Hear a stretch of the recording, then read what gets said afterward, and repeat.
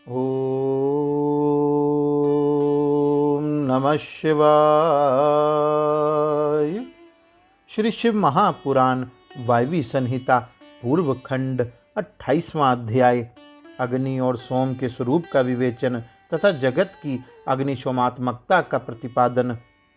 ऋषियों ने पूछा, प्रभु, पार्वती देवी का समाधान करते हुए महादेव जी ने यह बात क्यों कही कि संपूर्ण विश्व अग्निशोमात्मक एवं वागार्थात्मक है। ऐश्वर्य का सार एकमात्र आज्ञा ही है और वह आज्ञा तुम हो। अतः इस विषय में हम क्रमशः यथार्थ बातें सुनना चाहते हैं।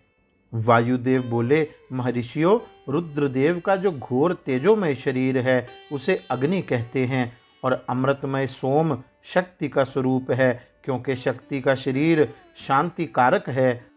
जो अमृत है वह प्रतिष्ठा नामक कला है और जो तेज है वह साक्षात विद्या नामक कला है। संपूर्ण सूक्ष्म भूतों में वे ही दोनों रस और तेज हैं। तेज की वृत्ति दो प्रकार की है, एक सूर्य रूपा और दूसरी अग्नि रूपा। इसी तरह रसवृत्ति भी दो प्रकार की है, एक सोम रूपिणी और दूसरी जल रूपिणी। तेज विद्युत आदि के रूप में उपलब्ध होता है तथा रस मधुर आदि के रूप में। तेज और रस के भेदों ने ही इस चराचर जगत को धारण कर रखा है।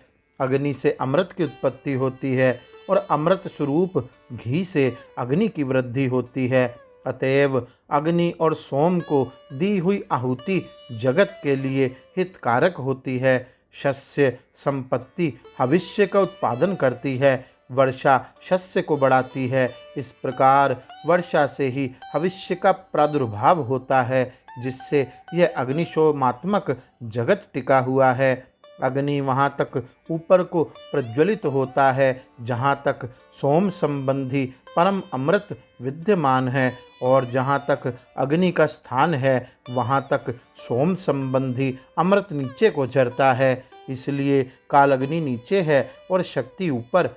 जहाँ तक अग्नि है उसकी गति ऊपर की ओर है, और जो जल का अपलावन है उसकी गति नीचे की ओर है। आधार शक्ति ने ही इस ऊर्ध्वगामी कालअग्नि को धारण कर रखा है तथा निम्नगामी सोम शिव शक्ति के आधार पर प्रतिष्ठित है। शिव ऊपर हैं और शक्ति नीचे तथा शक्ति ऊपर हैं और शिव नीचे। इस प्रकार शिव और शक्ति ने यहाँ सब कुछ व्याप्त कर रखा है। बारंबार अग्नि द्वारा जलाया हुआ यह जगत भस्मसात हो जाता है, वह अग्नि का वीर्य है। भस्म को ही अग्नि का वीर्य कहते हैं। जो इस प्रकार भस्म के श्रेष्ठ स्वरूप को जानकर अग्नि इत्यादि मंत्रों द्वारा भस्म से स्नान करता है, वह बधा हुआ जीव पाश से मुक्त हो जाता है।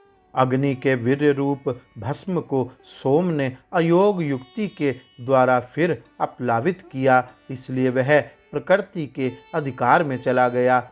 यदि योग शक्ति से शाक्त अमृत वर्षा के द्वारा उस भस्म का सब और अपलावन हो तो वह प्रकृति के अधिकारों को निवृत्त कर देता है।